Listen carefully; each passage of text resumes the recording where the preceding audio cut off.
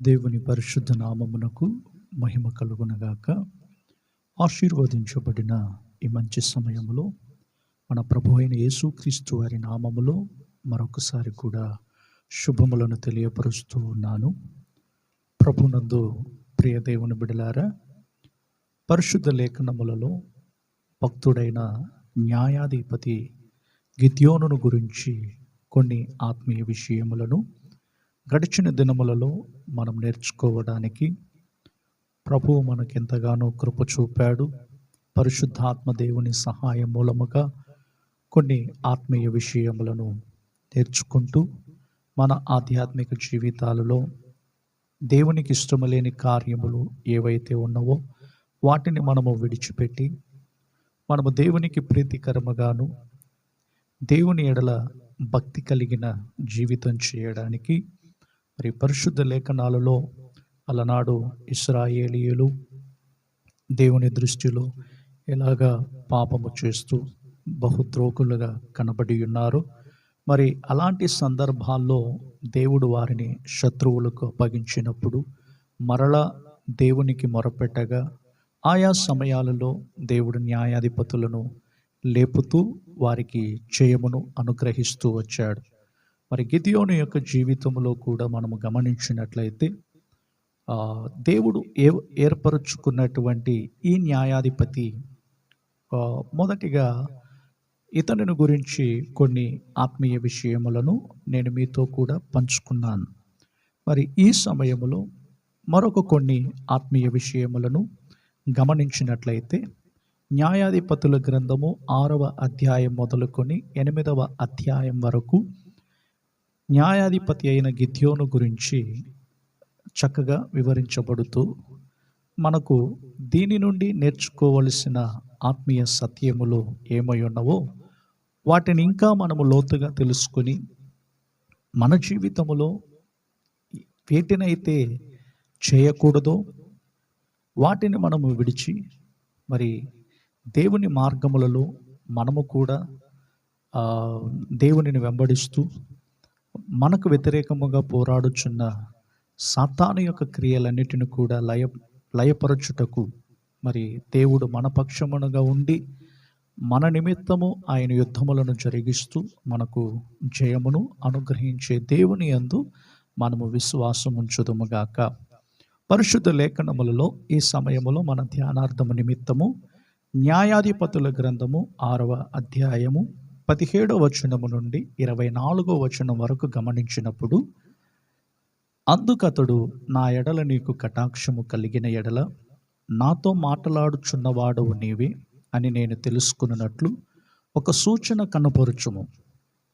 నేను నీ యొద్దకు వచ్చి నా అర్పణను బయటకు తెచ్చి నీ సన్నిధిని దానిని పెట్టు వరకు ఇక్కడ నుండి వెళ్ళకుమి అని వేడుకుండగా ఆయన నీవు తిరిగి వచ్చు వరకు నేను ఉండేదనను.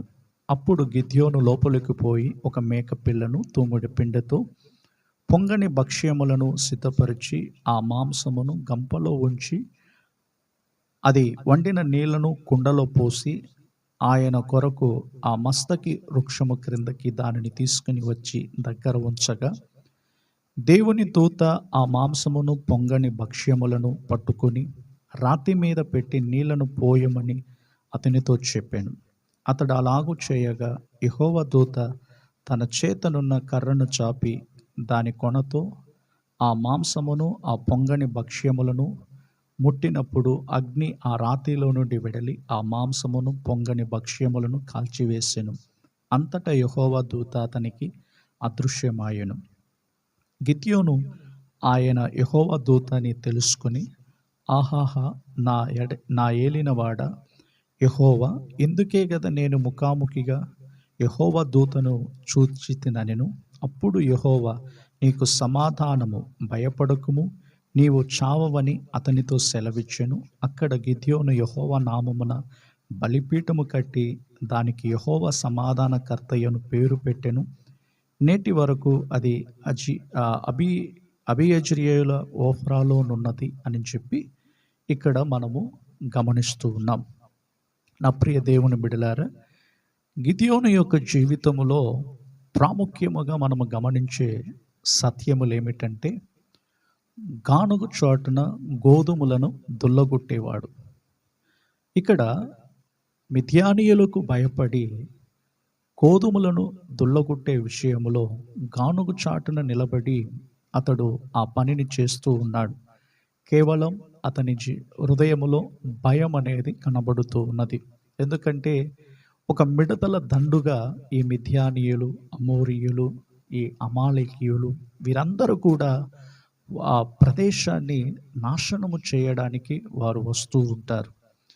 కారణం ఏమిటంటే ఇశ్రాయేలీయులు దేవుని దృష్టిలో బహుదోషులుగా మారినందు మూలముగా దేవుడు వారిని అప్పగించాడని గడిచిన దినములలో ఇశ్రాయేలీయులను గురించి మనం చదువుతూ వచ్చాం. అప్రియ దేవుని బిడలారా, నేడు కూడా దేవుని బిడలమైన మన బ్రతుకులలో కొన్ని సమయాలలో మనలో కూడా భయము, సందేహము అనేది కలుగుతూ ఉంటుంది. ఎందుకంటే దేవుడు నా జీవితములో ఈ కార్యములను చేయగలడా, నా జీవితములో ఈ పనులను దేవుడు జరిగించగలడా, ఇలాంటి సందేహము లేకుంటే ఒక భయం, ఆందోళన అనేది ప్రతి మనిషిలో కూడా కనబడుతూ ఉన్నది. కనుక దేవుని బిడలమైన మన బ్రతుకులలో దేవుని యందు నమ్మకం ఉంచినప్పుడు మనము నిస్సందేహముగా దేవునిని వెంబడించే వారముగా ఉండాలి. సందేహముతో కూడిన కార్యములు మనము అలా ఉంచుకుంటూ ప్రభువును వెంబడిస్తూ ఉన్నట్లయితే ఏది కూడా మనకు జయం అనేది కలుగదు. కనుక దేవుని బిడలందరూ ఏమాత్రము కూడా అవిశ్వాసం అనేది కనబడకుండా పూర్ణ విశ్వాసం అనేది ప్రతి ఒక్కరిలో కూడా ఉండాలి. ఇక్కడ గిద్యోను అడుగుతూ ఉన్నాడు, నీవు నాకు ఒక సూచనను కనుపరచుము అని అంటున్నాడు. ఇక్కడ గిద్యోను జీవితంలో శత్రువులను జయించడానికి ఒక సూచన అడుగుతూ ఉన్నాడు. మరి దేవుడు నా పక్షంలో ఉన్నాడా లేదా అని ఇక్కడ సూచన అడుగుతూ ఉన్నాడు. అలాగనే ప్రతి క్రైస్తవుని జీవితంలో తాత్కాలికమైనటువంటి సందేహములు అనేవి కనబడుతూ ఉన్నాయి. మనం సందేహములతో అలాగ కొనసాగుతూ ఉన్నట్లయితే మన జీవితంలో ఎలా మనము ఆశీర్వదింపబడగలము? కనుక సందేహము లేకుండా పూర్ణ విశ్వాసం అనేది ప్రభువు మీద ఉంచాలి. అదే సమయంలో గిద్యోను జీవితంలో భయం అనేది కూడా కనబడుతూ ఉన్నది. ఎందుకంటే శత్రువులను చూడగానే ఏ వ్యక్తి కూడా భయం అనేది ఆటోమేటిక్గా హృదయములో వస్తుంది. గనుక మనము భయపడకుండా నిస్సందేహముగా దేవుని యందు విశ్వాసం ఉంచినప్పుడు మనకు జయం అనేది దొరుకుచూ ఉన్నది. సందేహించబడుతున్నటువంటి 2 సందర్భాలను నేను మీకు తెలియచేయాలని చెప్పి అనుకుంటూ ఉన్నాను. కృత నిబంధనలో మన ప్రభువైన యేసుక్రీస్తు కాలములో పేతురు కూడా సముద్రము మీద నడిచి వెళ్ళడానికి ప్రభువు పిలిచినప్పుడు అతడు మత్తయి సువార్త 14వ అధ్యాయము 25 నుండి మనం గమనించినట్లయితే, రాత్రి 4వ జామున ఆయన సముద్రం మీద నడుచుచు వారి యొద్దకు వచ్చాను. ఆయన సముద్రం మీద నడుచుట శిష్యులు చూచి తొందరపడి భూతమని చెప్పుకొని భయము చేత కేకలు వేసిరి. వెంటనే యేసు ధైర్యము తెచ్చుకొనుడి, నేనే, భయపడకుడని వారితో చెప్పగా, పేతురు, ప్రభువా, నీవే అయితే నీళ్ళ మీద నడిచి నీ యొద్దకు వచ్చుటకు నాకు సెలవిమ్మని ఆయనతో అనెను. ఆయన రమ్మనగానే పేతురు దోణి దిగి యేసునొద్దకు వెళ్ళుటకు నీళ్ళ మీద నడిచెను. కానీ గాలిని చూచి భయపడి మునిగిపోసాగి, ప్రభువా, నన్ను రక్షించుమని కేకలు వేసెను. వెంటనే యేసు చెయ్యి చాపి అతన్ని పట్టుకొని, అల్ప విశ్వాసి, ఎందుకు సందేహపడితివని అతనితో చెప్పెను.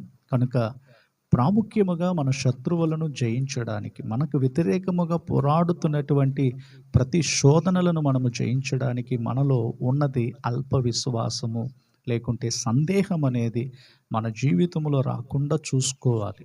సందేహించువాడు ఏమాత్రము కూడా విశ్వాసములో పరిపూర్ణుడుగా మార్చబడలేడు. కనుక ప్రభువు మార్గములోనికి వచ్చిన తర్వాత ప్రతి ఒక్కరము కూడా నిస్సందేహముగా ఆయనను మనము వెంబడించాలి.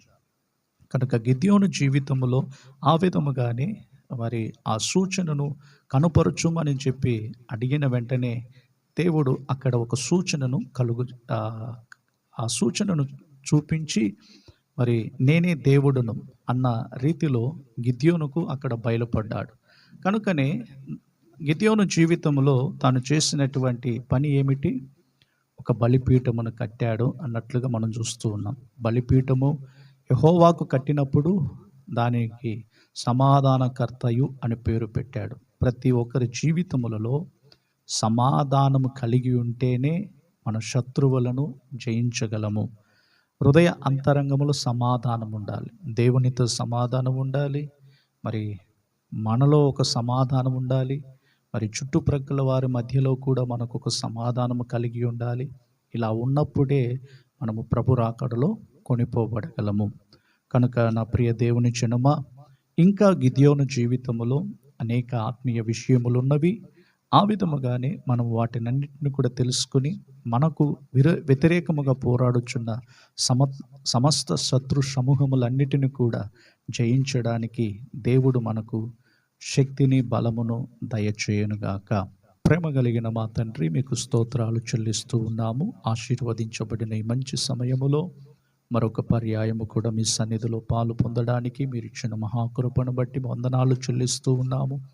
మరి గిద్యోను యొక్క జీవితంలో ఒక సూచనను కనపరిచిన రీతిగానే మరి మా జీవితాలలో కూడా ప్రభువా, మేము సందేహించక మీ యందు విశ్వాసం ఉంచినప్పుడు మా శత్రువులను జయించడానికి దేవా మీరు మాకు ఇస్తున్నటువంటి మహాకృపను బట్టి మీకు వందనాలు చెల్లిస్తూ ఉన్నాం.